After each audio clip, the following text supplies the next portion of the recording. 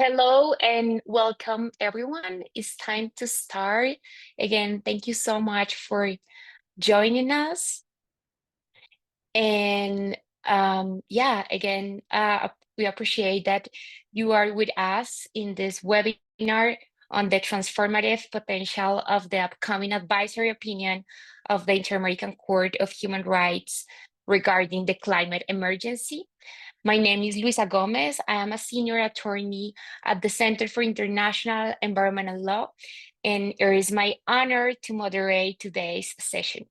We have an extraordinary lineup of speakers, experts, scholars, and human rights defenders who have engaged with or directly contributed to the advisory proceedings before the court with their firsthand knowledge and expertise. Before we dive in, a couple of reminders and housekeeping points. If you need live interpretation, please click the glove icon at the bottom right of your screen and select the option of your preference, either English or Spanish. At the end of the session, you will have the opportunity to ask questions either through the chat or by raising your hand. Before starting our conversation with the panelists, I would like to provide some context of the origins of this advisory opinion, its scope, and what is important for Latin America, the Caribbean, and actually the world. In January 2023, Chile and Colombia submitted a joint request to the Inter-American Court of Human Rights to clarify state obligations in the context of the climate emergency.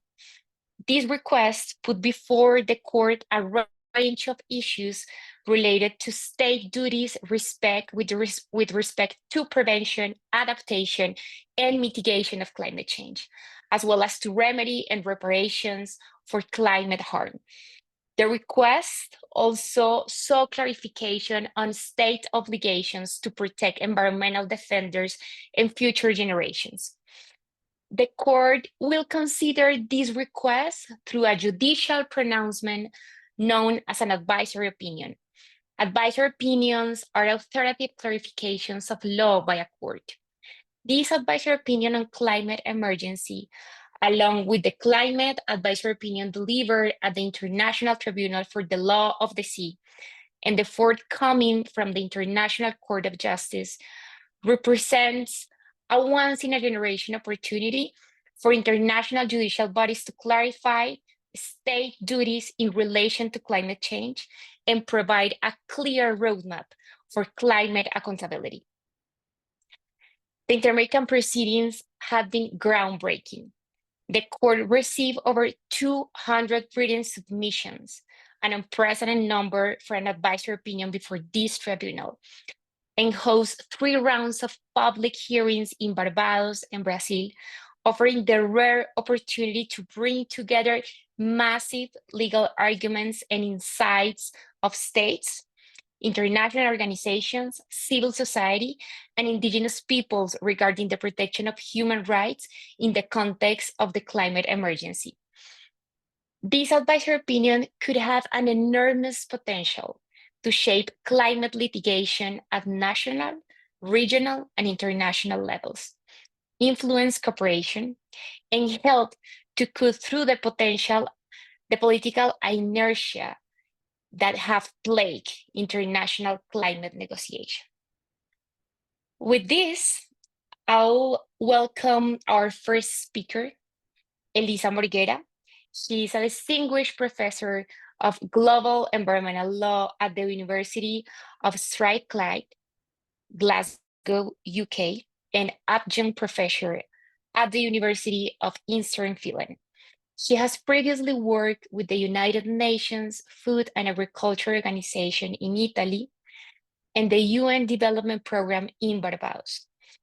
From 2019 to 2024, Elisa directed the One Ocean Hub, a global North-South research collaboration on human rights in the ocean. Currently, she serves as the UN Special Rapporteur on climate change. Elisa, it is a pleasure to have you with us, and I would like to warm up the conversation with a couple of questions. My first question is on the scope of this advisory opinion.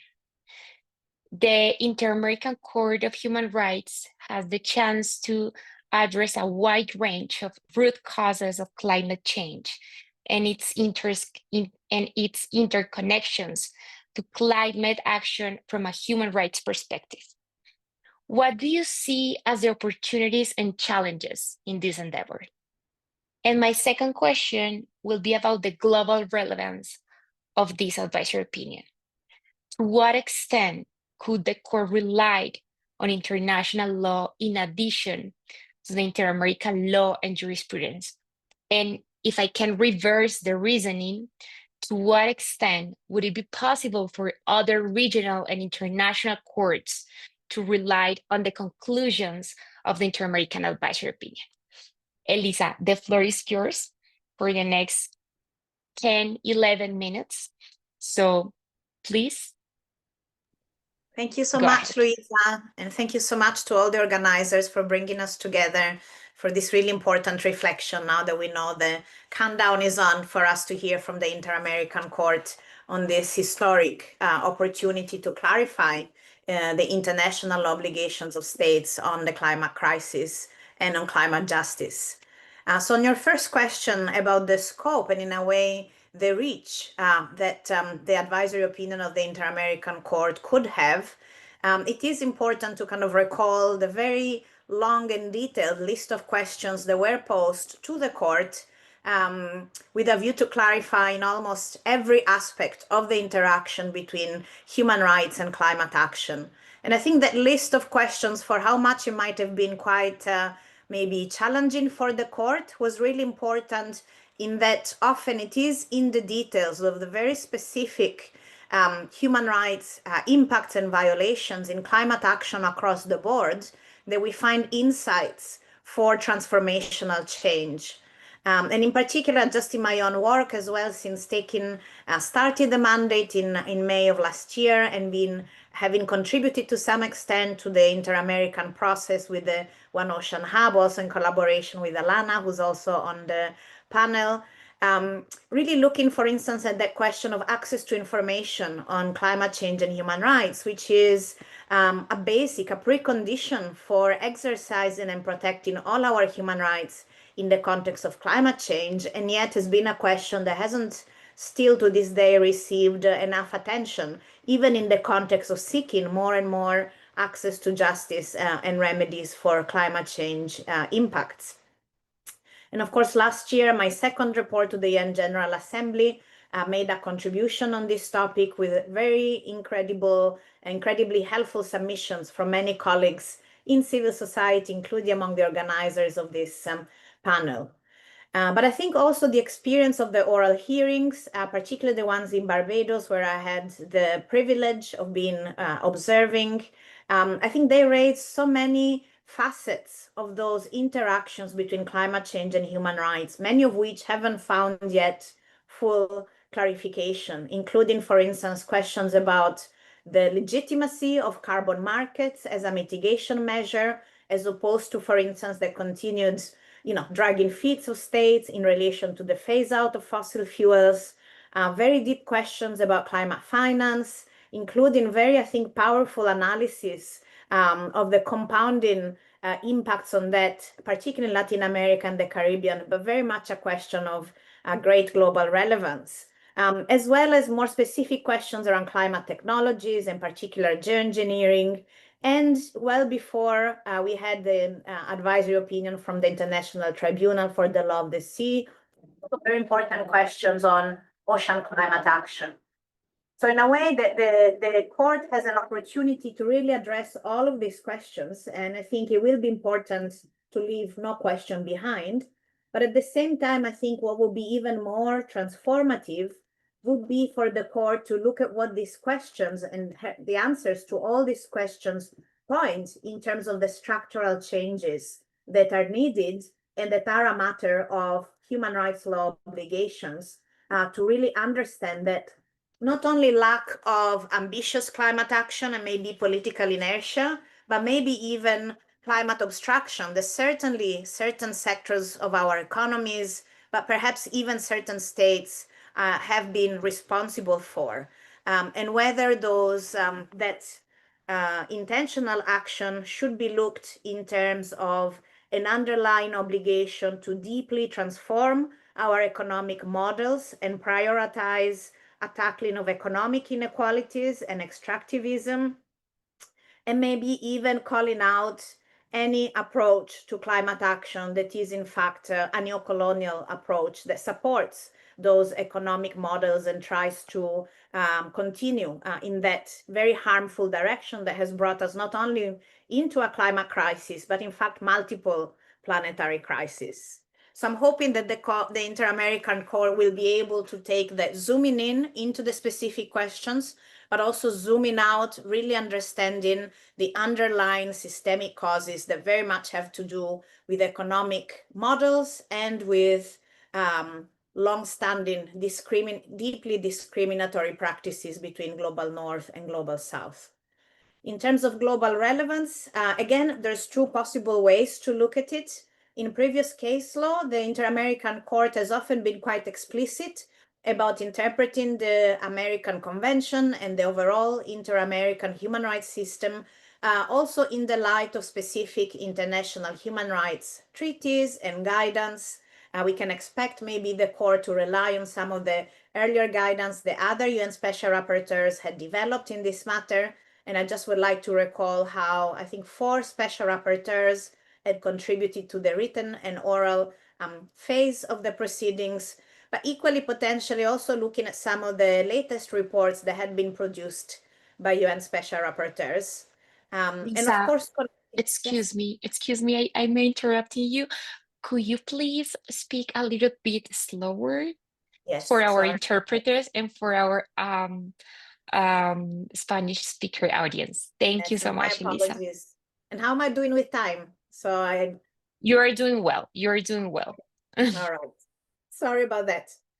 So in terms of global relevance, on the one hand, the Inter-American Court itself could be very explicit about interpreting the American Convention on Human Rights and the broader Inter-American human rights system, also in the light and in synergy with international, and let's call them global human rights treaties, as well as guidance that maybe has been developed by UN special rapporteurs on human rights.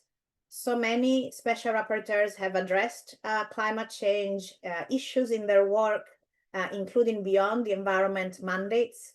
And I think this will be really important contributions in looking at intersectionality in the context of climate justice, but also really looking at those questions that were brought to the court in terms of general international law, the jus cogens nature of the self-determination and how this is being clearly very negatively impacted by climate change and climate inaction, the question of consequences of breaches of international law and how that speaks to human rights remedies.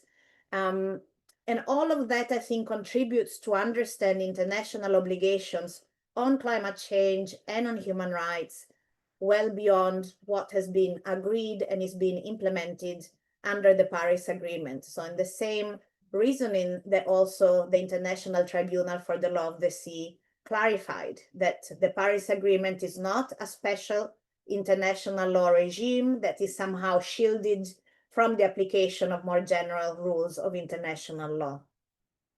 But I think the other side of this question is equally important, and it is a call for action and reflection for all of us. And I know for a fact that myself and other UN special rapporteurs will be contributing to this reflection. So even where the Inter-American Court may specifically develop its reasoning on the basis of the Inter-American system, there may still be opportunities for any interpreter and for states in other regions to clarify how that interpretation is also relevant on the basis of international human rights treaties and guidance, and again, those general principles of international law and general rules of customary law.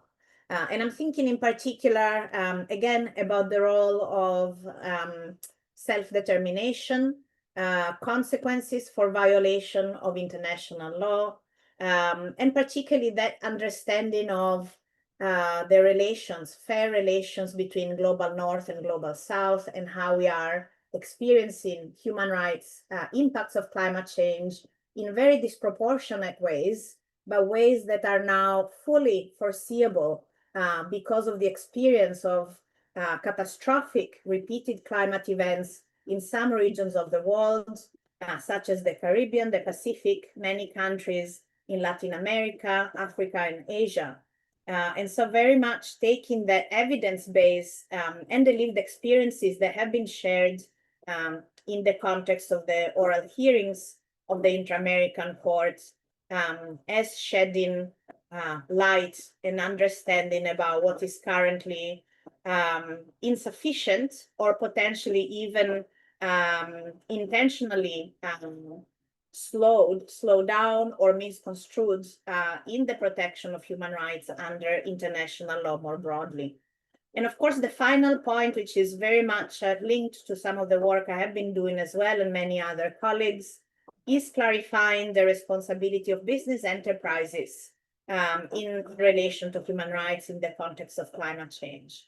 And I think this is a question that we're facing in every region. It's a really important question also in understanding the responsibility of states in the global North to effectively regulate any foreign companies that may be in the fossil fuel sector or otherwise contributing to climate change, and maybe again deeply at a more systemic level, also to realize the need to completely reform a critical area of international law, which is the international law foreign investment, which time and again has now come up from UN Special Rapporteur's work, such as the former Rapporteur on the Human Right to a Healthy Environment, David Boyd, and many others who have been speaking very clearly about how not only we're not making enough progress under the Paris Agreement, but when states are taking initiatives at the national level, they may be impeded or even incur in exorbitant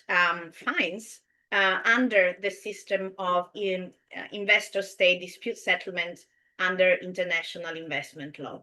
So in conclusion, I think there's, well, we put a lot of work for the Inter-American Court to contribute, I think, to humanity's search for climate justice in terms of human rights law. And equally, I think all of us should be ready to do as much work as we can to raise awareness about the advisory opinion and reflect about its importance for humanity, present and future generations, and in terms of law for its more global or interregional relevance, so that all of us can then clarify how we can support its implementation. And that implementation may occur in a variety of fora, not just under the Paris Agreement, but perhaps under ongoing international negotiations on plastics, on tax, on business and human rights. Thank you.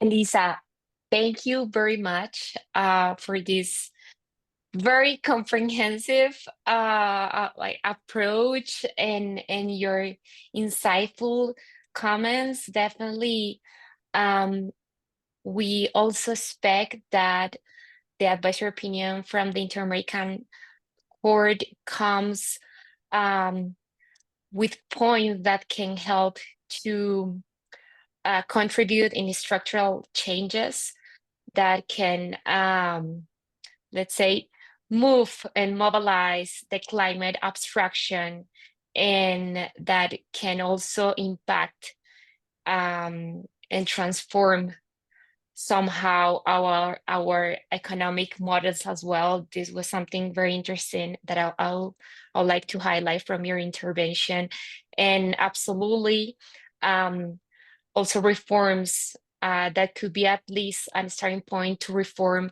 areas of the international law, such as the international investment law. Thank you so much for this.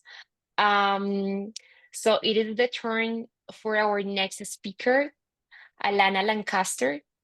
She's a Guyanese Barbadian lawyer, academic, and natural resources specialist. She's currently a lecturer and the inaugural head of the Caribbean Environmental Law Unit of the Faculty of Law at the University of the West Indies in Barbados.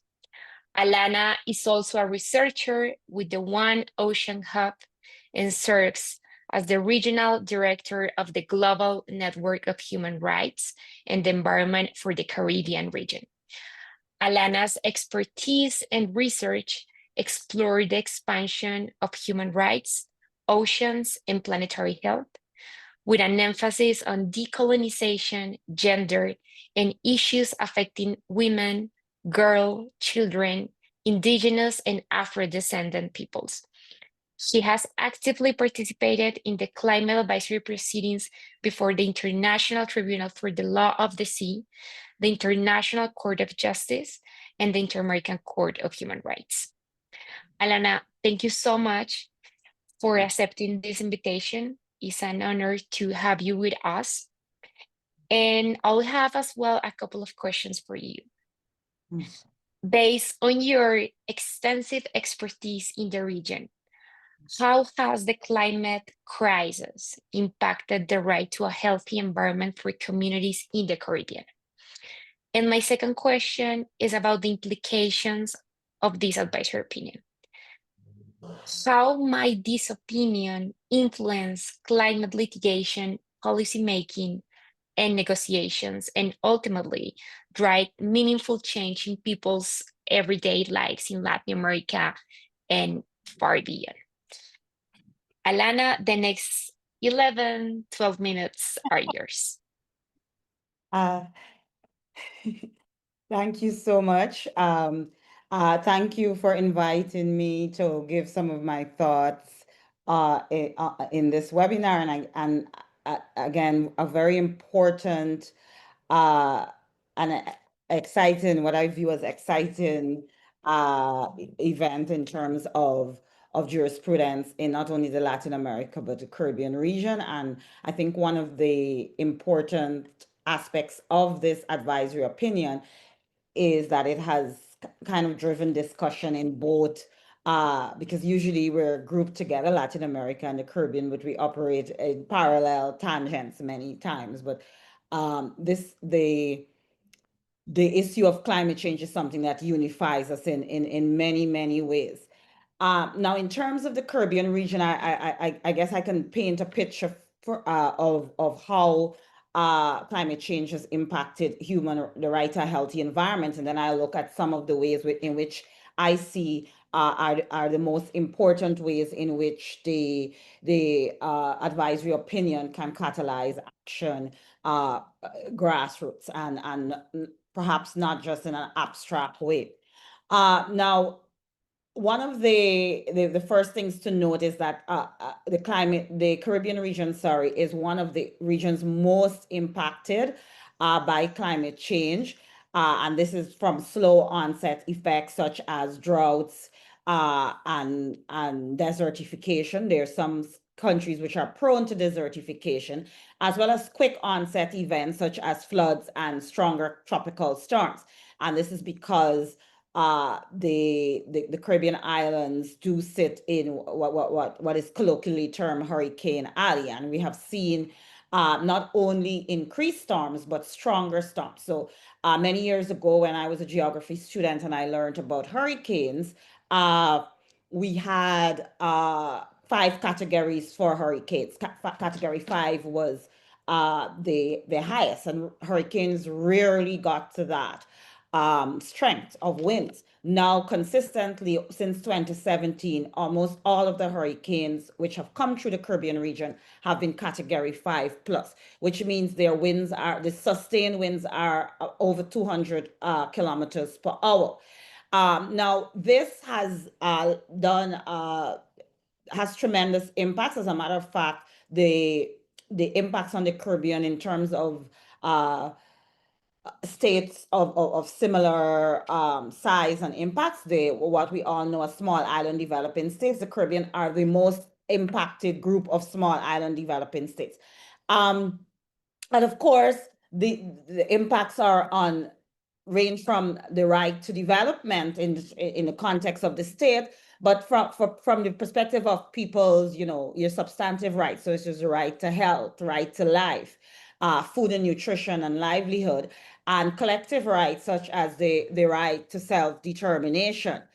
And a lot of these climate impacts triggers the other planetary crises, such as biodiversity loss and pollution. And I'll probably give some examples of that. Now, because most Caribbean states rely heavily on the ocean, and as well as themselves are what we term large ocean states. So with few exceptions, most Caribbean islands or states, because some are mainland states, have more exclusive economic zones than they have landmass. So I live in Barbados. Barbados's exclusive economic zone is about 433 times its 166 square miles. So we're talking about a tremendous resource, which is both a tremendous ally in the impact on climate change, in addressing climate change, but also the impacts of climate change on ocean and coastal marine ecosystems is in turn impacting the economies and, of course, the rights of many people. So, for example, fisheries, which is one of the two main economic drivers in the region, the other being tourism. So fisheries, reefs, mangroves, seagrass beds are being impacted by climate change, which in turn now impacts the types of fisheries, the quantum of fisheries. And of course, that then feeds back to things like food and nutrition, because it's fish and seafood is a form of readily available protein. In terms of other impacts, so we have tourism, which is the main industry, one of the main industries, and the Caribbean is the region most heavily reliant on tourism. Storms and these events really disrupt this idyllic picture of that people think of when they want to come and visit the Caribbean. And often in efforts to build back, governments build back more and more resorts. And one of the things they do is destroy coastal and marine ecosystems to do so. So it sets off a negative feedback chain. There's also great interconnectedness between the land and sea, something we call the rich to reef approach. And as we get things like desertification and droughts, we find the increased use of agrochemicals and including plastics. This then washes down into the marine environment and bioaccumulate and biomagnify into megafauna such as fish. And we have seen studies in the French Antilles with the pesticide chlordicone that this has intergenerational effects, because there are currently longitudinal studies going on in Guadeloupe and Martinique, which shows that the toxicity of this pesticide not only has impacted women and men, but also their children. So what are some of the areas which the Inter-American opinion can influence, policy, negotiations, reparations, and litigation? I think the first way is one which leaves a flag, the responsibility for the state and the intersection of business and human rights. The court has already made strong statements of this in the Mosquito Divers case, where they have developed principles for business and human rights. And one of the things that we flagged in our submission is whether similar principles could be developed for small island developing states. The court has already made strong statements in the form of substantive human rights in advisory opinions 2313, in which they trailblazed the right for the healthy environment in the Cartagena Convention area, the Regional Seas Agreement for Latin America and the Caribbean. So they've already made this statement, and given the endorsement of the right to a healthy ocean, they may want to further consolidate their views as well as elaborate more on the human rights in respect to the ocean climate nexus, which the International Tribunal on the Law of the Sea hinted at, but did not elaborate on. Other important areas are rights of children, youth, and intergenerational equity. And I will say that the youth and children are the highest numbers in the Caribbean and Latin America at the moment. And the court has already endorsed General Comment 26 on the human rights of children in the climate, including in the climate emergency in the La Oroya case. And they're important statements to be, or extensions to their already robust jurisprudence in the context of indigenous and Afro-descendant peoples, as well as the impact of climate change on women and other gender minorities, as well as other marginalized people such as climate migrants and so on. Finally, a key area is in procedural human rights and environmental democracy. And this is where grassroots people and as well as NGOs, CSOs, persons who don't usually get involved in policy making, access to justice processes, can make actually not only hold states and big business to account, but also get their views made. And this is especially important for the Latin American and Caribbean region, which has the dubious distinction of being the worst or the most difficult region to be a defender. So access to information in the form of freedom of information legislation, planning, EIA, and the SEA processes. So you have new projects coming on stream. We, the public, and I use that generally, want to know what is going on and how this can impact our livelihoods, our rights, and so on. Access to policy and decision making. Usually this is a very closed process. And I think by endorsing economic social rights, such as in the Protocol of San Salvador, as well as the Escazú Agreement, this will lead to the greater inclusion. And finally, access to justice. And I'll point to two quick examples, and I could, of course, elaborate in the question. So in the Caribbean region, we have seen the endorsement very recently of the Escazú Agreement in two contexts. Now, in the Caribbean region, we have two final courts of last or apex courts, as we call them. Most states go to the Judicial Committee of the Privy Council, which in 2023 endorsed the Escazú Agreement, especially in the context of environmental defenders and their right to have access to information and access to justice. And the Caribbean's other apex court, the Caribbean Court of Justice, endorsed the Escazú Agreement on the issue of cost. Now, in English legal system, this is an important barrier to justice by many defenders and grassroots group, because the risk is if they lost the case, they would be subject to paying costs. And invariably, the court said that they have a role and quote unquote as a watchdog, and in exercising that role, they should not be made to pay costs. So I think I'll end there because I think I'm at my time, but I, of course, can elaborate further in the context, when we have questions. Thank you. Anna, we appreciate very much. It is actually very fascinating to hear from you all the aspects, the dimension in which this advisory opinion can make hopefully a positive influence. Also, all the points that you made on how the Caribbean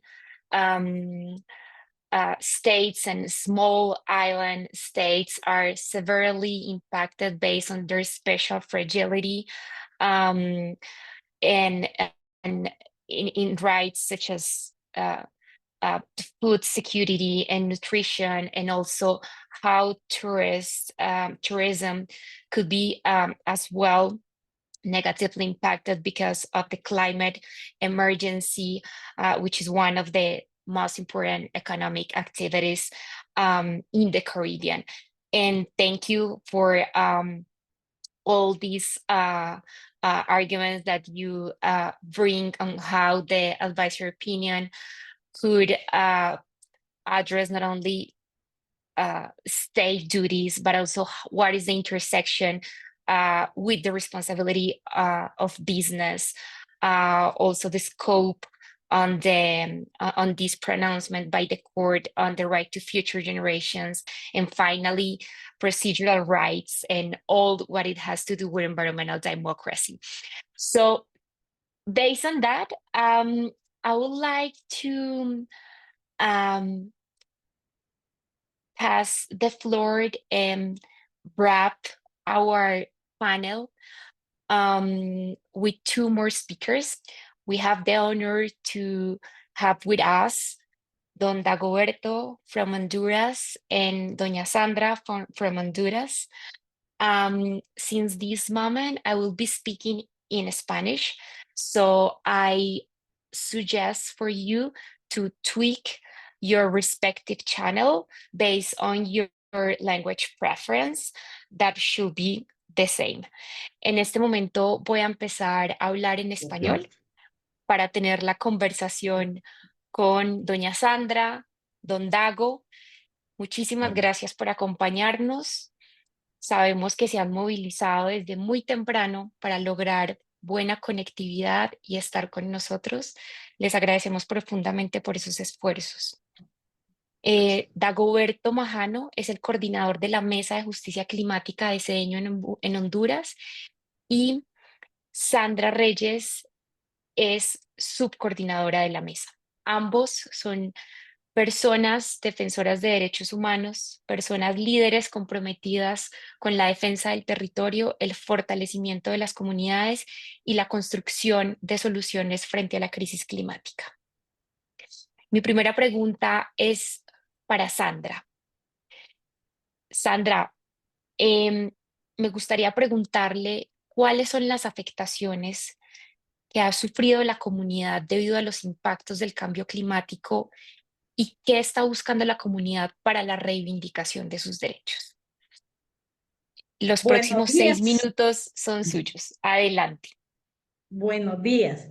Pues nosotros desde los años 70, esta comunidad era una belleza, un paraíso terrenal, podríamos decir, donde todo abundaba, había de todo. Las playas estaban muy alejadas del caserío. Las casas quedaban, por decir, como medio kilómetro atrás de la playa. Y luego estaba la playa, donde había muy poco turismo porque las calles no tenían buenas condiciones, pero estábamos ahí. Y teníamos abundancia de todo. Dentro de nuestras limitaciones, pues nosotros éramos muy felices. No había nada que nos deseáramos de otro lugar. Ven. Luego vino la subida del mar, pero estaba subiendo el mar y luego, ¿qué pasó? Nosotros no nos dábamos cuenta. ¿Por qué? Porque como estaba tan alejado, nosotros no nos dábamos cuenta y el mar venía subiendo y desapareciendo un poco, mermando la cantidad o la abundancia de los productos marinos. ¿Qué pasó? Pues nosotros no sabíamos del bendito cambio climático, pero sí estábamos recibiendo ya los embates del cambio climático. Vinieron dándose tantos fenómenos fuertes, podríamos decir las marejadas que nosotros le llamamos. El mar venía avanzando a tal grado que hoy en día nuestra comunidad desapareció totalmente bajo el mar.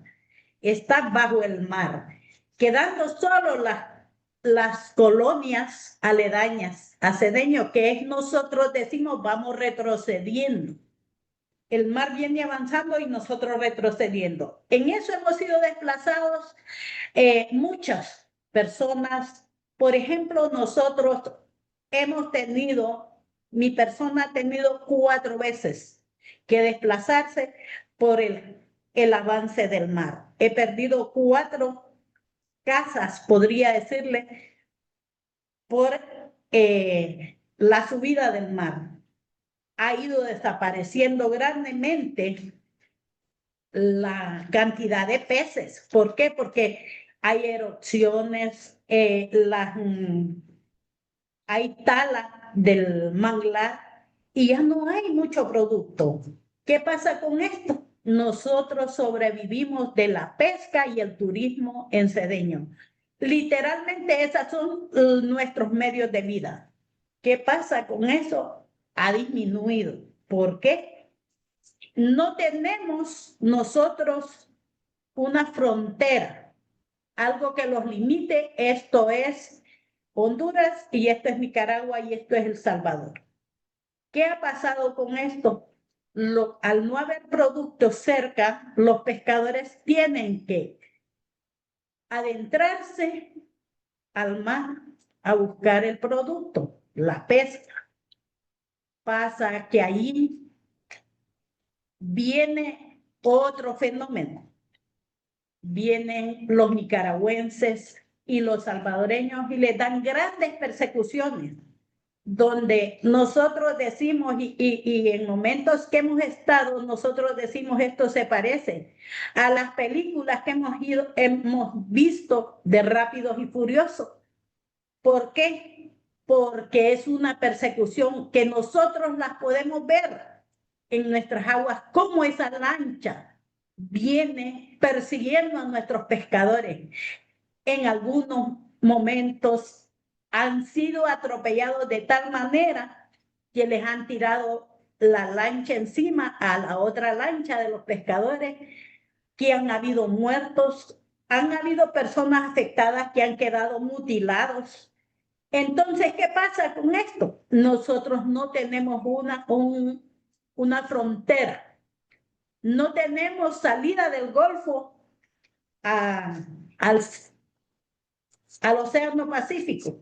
¿Por qué? Porque Honduras no tiene fronteras en el Golfo de Fonseca. Y eso nos afecta grandemente. ¿Por qué? Porque ya no tenemos medios de vida, nos estamos quedando sin medios de vida, nos estamos quedando sin lugar para vivir y nos estamos quedando sin medios de vida. ¿Qué pasa con esto? El mar sigue avanzando. Nosotros, ¿qué hemos hecho? Estamos pidiendo que nos reivindiquen. Estamos haciendo algunas peticiones en la alcaldía municipal para que se nos reivindique o se nos reubique para tener una vivienda digna. Luego, porque el mar sigue avanzando, pero pedimos que no nos lleven tan lejos, porque nuestro medio de vida es la pesca y el turismo. Y siempre ahí seguir trabajando para subsistir. Luego viene, por eso se ha dado la migración. En Honduras ha sido, y Cedeño específicamente, nunca habíamos tenido necesidad de emigrar, pero hemos emigrado, muchas familias han quedado en el camino, han muerto, muchos han regresado mutilados por la bestia, han regresado y sin el sueño americano y más dañados, más mutilados. Y por eso nosotros han emigrado a España, a Estados Unidos y una emigración aquí interna para buscar otros trabajos para subsistir. Luego viene ahí es donde nosotros pedimos que se nos reivindique en nuestra petición, que se nos reestructure nuestros derechos, que nos recuperen y que seamos, pues, para continuar viviendo dignamente. Demandamos eso, que nos seamos reivindicados. Bueno, es nuestra petición. Muchas gracias. Doña Sandra, le agradezco muchísimo por su voz firme, tan transparente y por compartir la experiencia de la comunidad de Cedeño en Honduras. Igualmente, por fijar las reivindicaciones tan claras eh, ante esta situación de movilidad climática que la comunidad está atravesando. Don Dagoberto, aprovecho para preguntarle igualmente. Cuéntenos por qué considera que las reparaciones climáticas son fundamentales para la comunidad de Cedeño. Muy buenos días, mi nombre es Dagoberto Majano, nací en mi comunidad cedeño, a quien le tengo mucho cariño. Quiero presentarme de esta manera humildemente. Soy el coordinador de una mesa de justicia climática que ha sido un pilar importante CDH para poder llegar hasta esta instancia. Estamos muy agradecidos con CDH porque han llegado muchas organizaciones, pero nunca los han tomado en cuenta de ese tipo de manera. Queremos darle las gracias a CDH. Quiero decir que mi comunidad cedeña era una playa muy hermosa, donde teníamos cualquier tipo de hoteles, restaurantes, champas. Teníamos todo lo necesario para poder sobrevivir. Vivíamos dentro del turismo, teníamos buenas expectativas dentro del turismo. Teníamos mucha abundancia de peces en nuestro océano. Había mucha necesidad de pescar y explotar ese golfo que tenía. Que nosotros visitábamos la playa. Para tiempo de Semana Santa había muchas personas que llegaban, locales y extranjeras. Llegaban muchos extranjeros a nuestra comunidad. Por ahí, por el año 1970, teníamos una abundancia de peces marinos, donde los pescadores vivían de la pesca artesanal. No teníamos otro empleo, era la pesca artesanal nada más. De ahí llegaron unas empresas de otros países donde fueron destruyendo y deforestando los manglares, que era el refugio que nosotros teníamos. ¿Qué sucedió? Vinieron y construyeron lagunas camaroneras. Luego llegaron, en el paso de los 80, fuimos mirando de que la pesca artesanal ya no era tan elegante para nosotros y empezó la emigración. Cuando llegó la emigración a nuestra comunidad, salió bastante gente con rumbo a Estados Unidos, donde algunos llegaron y otros regresaron porque no podían llegar. ¿Qué sucedió en ese entonces? Nosotros miramos el comportamiento del mar en eso, que iba avanzando cada día, cada año. Nosotros tenemos un elemento muy fijo que llamamos mareas marciales, que se dan año a año, pero durante esa época ya no se estaba dando año a año, sino que se iba dando periódicamente durante 3 meses cada sector, que venían 4 marejadas durante el año. Venía la destrucción de viviendas donde nosotros vivíamos. Se perdían muchas viviendas, muchos hoteles, muchos restaurantes, carreteras. Iba avanzando el mar. Pero ¿qué sucede? Nosotros estábamos en cuenta que el mar venía avanzando, pero no teníamos cómo poder saber qué es lo que hacer. Vino y los identificamos dentro de la problemática. y nos dimos cuenta que hay 1,5 kilómetros que el mar se ha tragado. Es necesario que nosotros pongamos un alto a esta situación. ¿De qué manera vamos a poner un alto en esta situación? Vamos a poner un alto sabiendo, con una estrategia, tratar de resolver este problema. ¿Por qué el tema de justicia climática?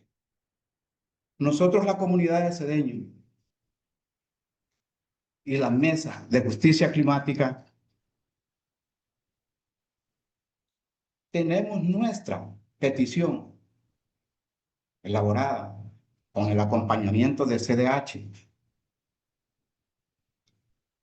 la incidencia de los gobiernos locales y los gobiernos de nuestra Honduras a nivel internacional, para que se nos cumplan nuestros derechos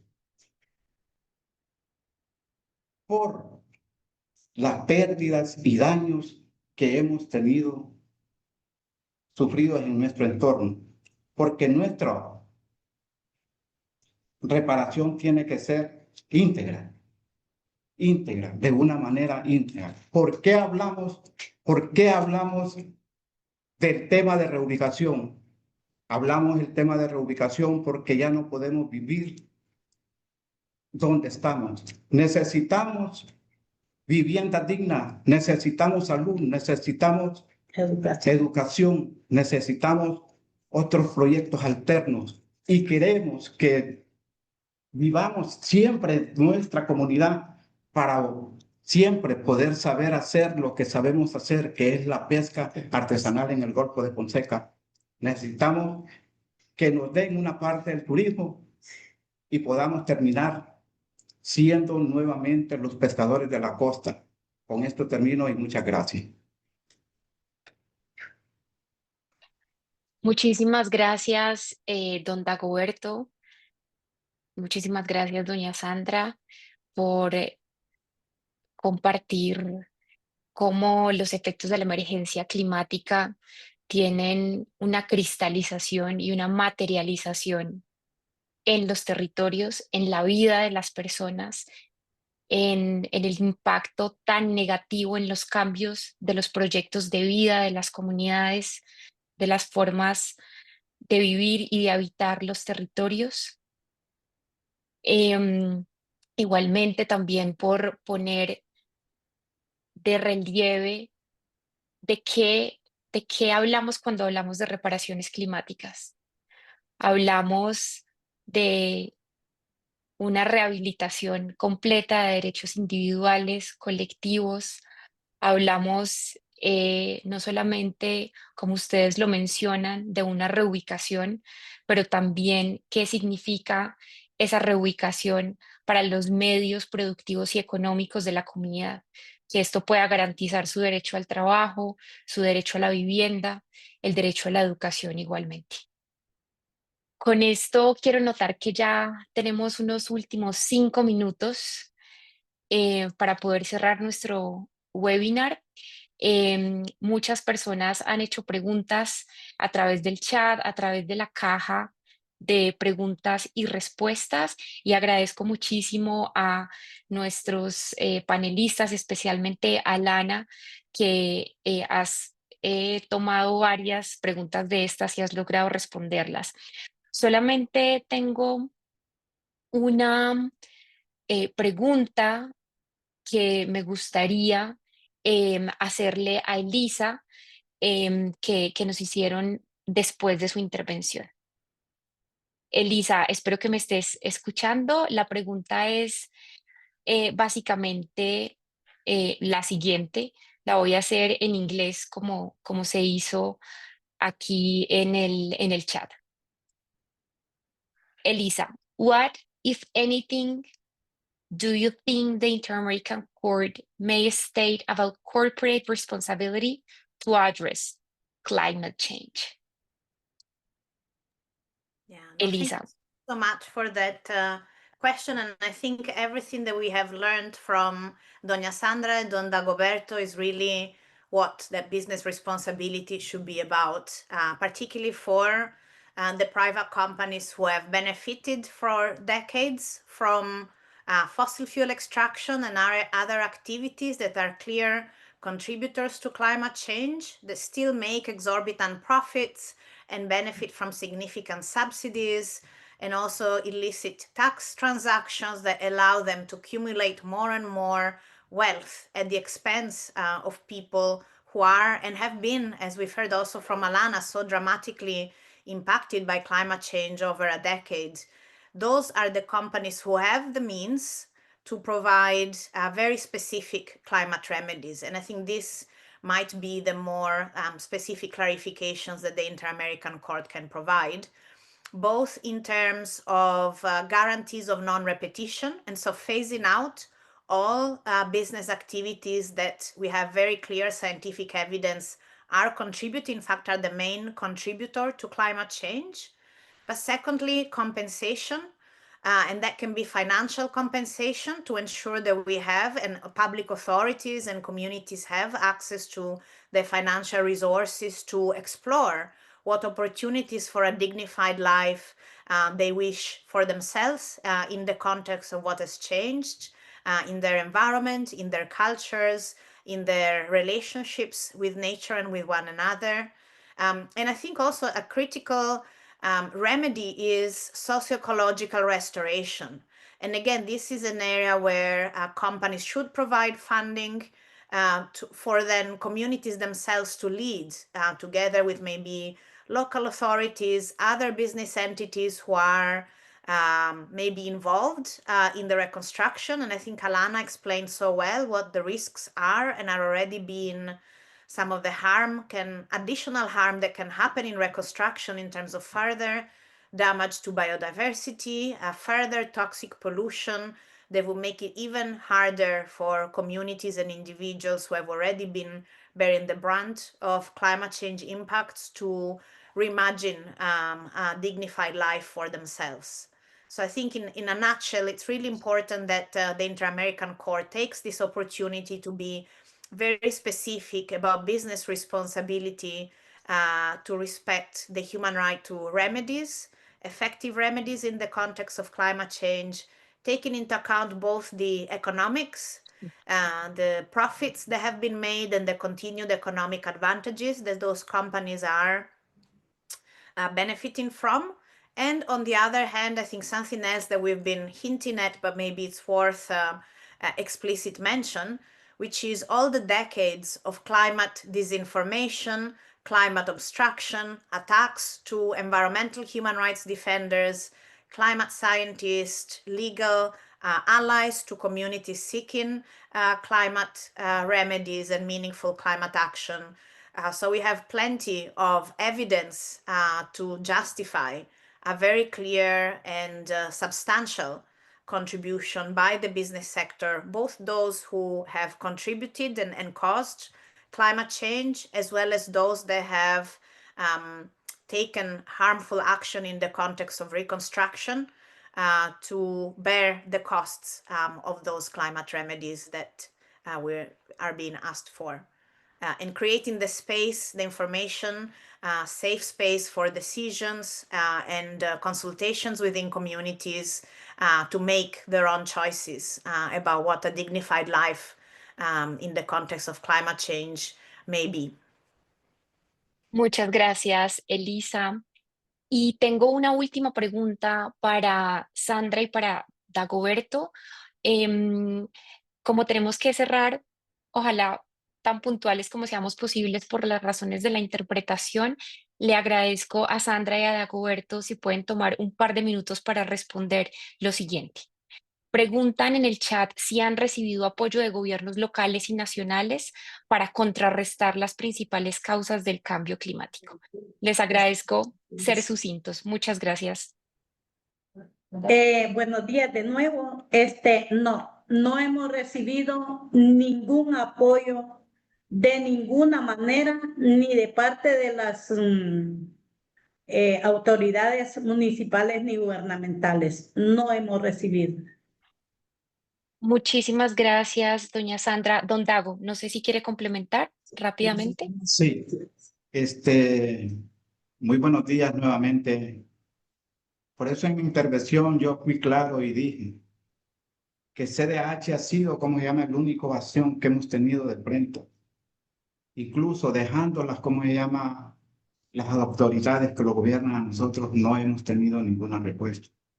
Y por eso CDH siempre lo vamos a mencionar, porque ha sido ese pilar muy importante dentro de la vida de nosotros y la vida de nuestra comunidad. Muchísimas gracias, don Dago. Muchísimas gracias, doña Sandra. También muchas gracias a Elisa, a Elana y a todos los que nos han acompañado durante esta hora de webinar. Solamente quisiera cerrar con un minuto y es básicamente para enfatizar en que el potencial transformador de esta opinión consultiva lo empezamos a ver desde el mismo momento en que este requerimiento se envió a la Corte Interamericana de Derechos Humanos.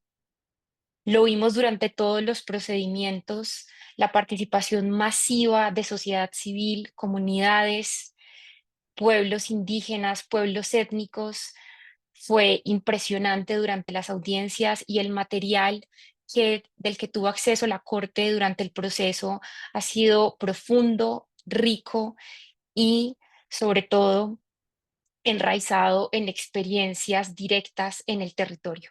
La Corte tuvo la oportunidad de escuchar directamente las voces de las personas más afectadas por el cambio climático a lo largo y ancho de América Latina y el Caribe.